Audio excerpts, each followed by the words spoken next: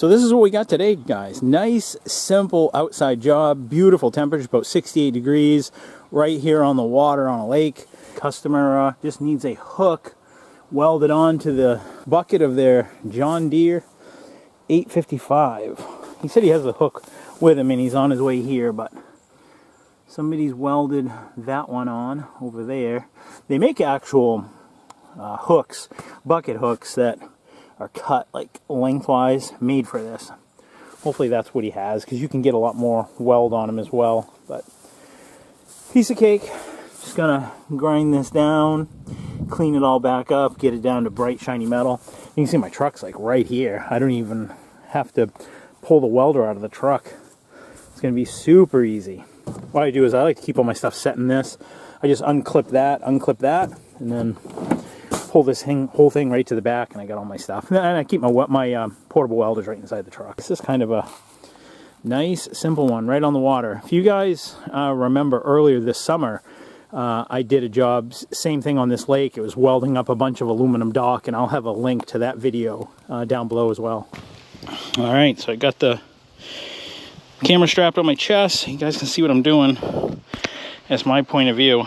One of the first things I want to do is start protecting stuff that we can protect, which is going to be these, you know, hydraulic lines here, these hydraulics. We don't want to get a spark or a weld spatter on those, because that'll screw those all up. So we'll drape a welding blanket on it to protect them. There we go.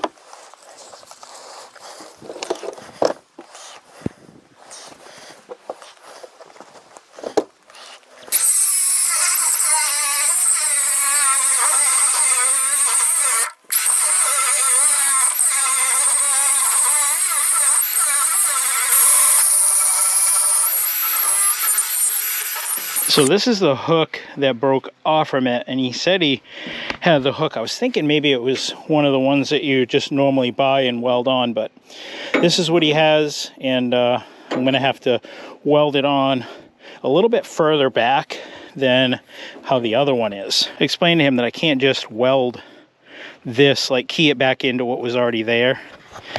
It's going to have to go back a little bit further so I can get some weld on both sides of that, so it's not gonna quite be even and match with how that one is, which he said he was fine. So I'm just gonna clean this up and get ready to weld it. And just as a precaution, guys, I had him disconnect the bucket fully from the machine and disconnect the lines, just in case, because I didn't want to end up taking a chance and frying this. So I made sure that, you know, because I think these have a stainless reinforcement inside these lines, so even if you disconnect the bucket from the machine, it still could ground through the hydraulic lines. So I've made sure now there's no metal touching this bucket of the tractor, just because I don't want to take a chance and fry any of the electronics. It's an older tractor, so it's doubtful that that would be a problem, but you're better off if you can avoid it and just disconnect it. You're better off.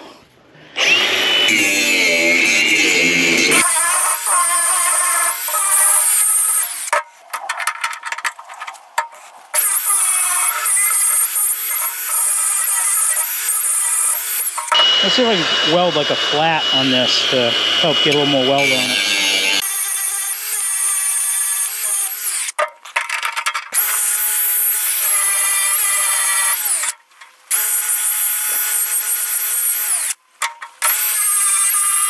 Boy, this is kind of nice. I'm liking this. I just spin around and grab my tools right out of the back of my truck. Pretty handy.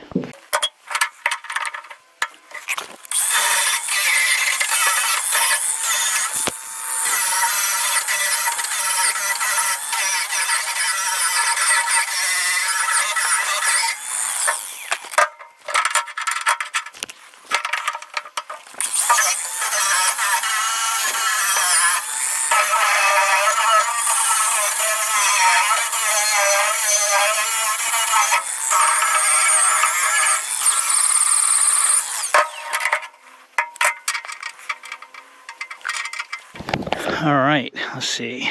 Choke it. Gas I just turned on. It's gonna start kind of hard because I ran it out of gas last time, just so that the carburetor's not sitting with a bunch of gas in it when it's not being used. This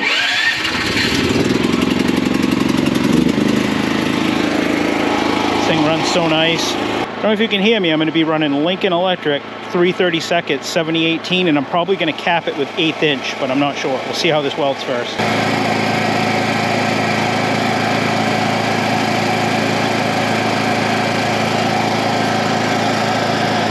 Using my Welder DP200. We'll see how this works out.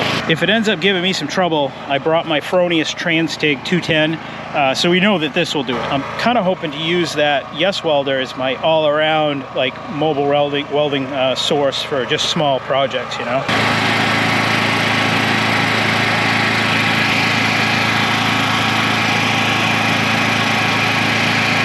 7.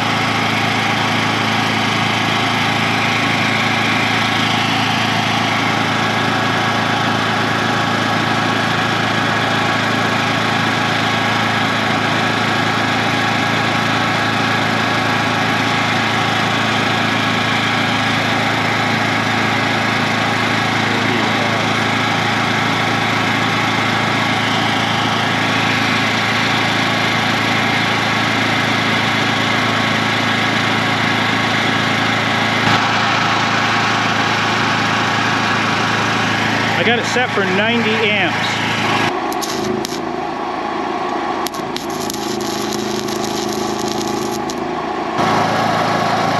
I just turned my amperage up to 100.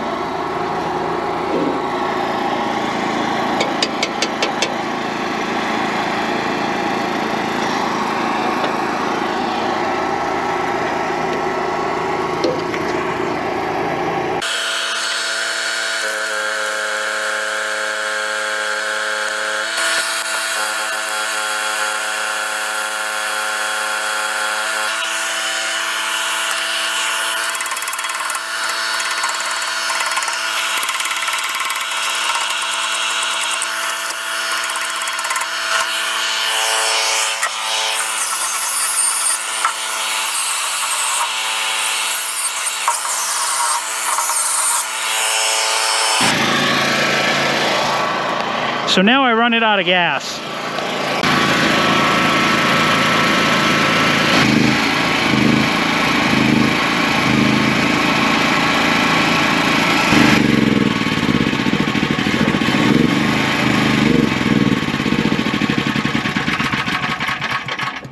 There we go. She is out of gas. That generator runs so good. And I'm very happy how this ran. And switch it to off. There we go. And switch the breaker off. There, that's it. She's hot out here today, guys. It warmed up once the sun came out. So I'll take in and we'll chip the last piece of flux off it. And I used, what, 5 rods. So there's some junk ones down inside there that you see. Sometimes it's just better off if you end up sticking one and then you end up breaking the flux back a little ways just to get rid of it. Not worth fighting with. All right, let's see what we got.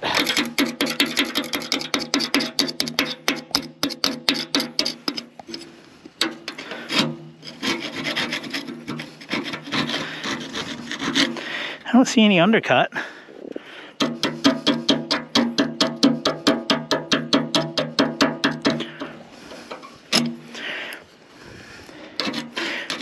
I did have a little bit of undercut on the back. If you look right here, there's a couple, one there, and there. Just because this bucket is so thin that I was focusing my heat a lot up here and just trying to like wash it down, but that's gonna be fine. Yeah, ideally you don't want undercut, but it is what it is.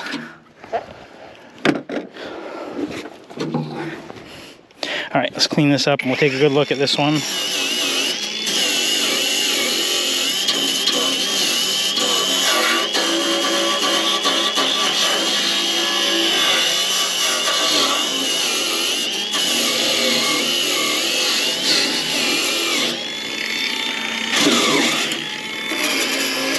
Oh, the slag peeled off this one. I wish I would have caught it.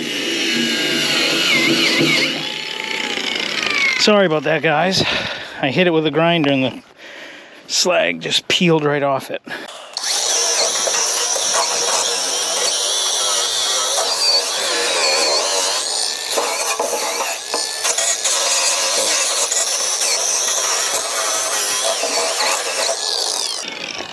There, we are done.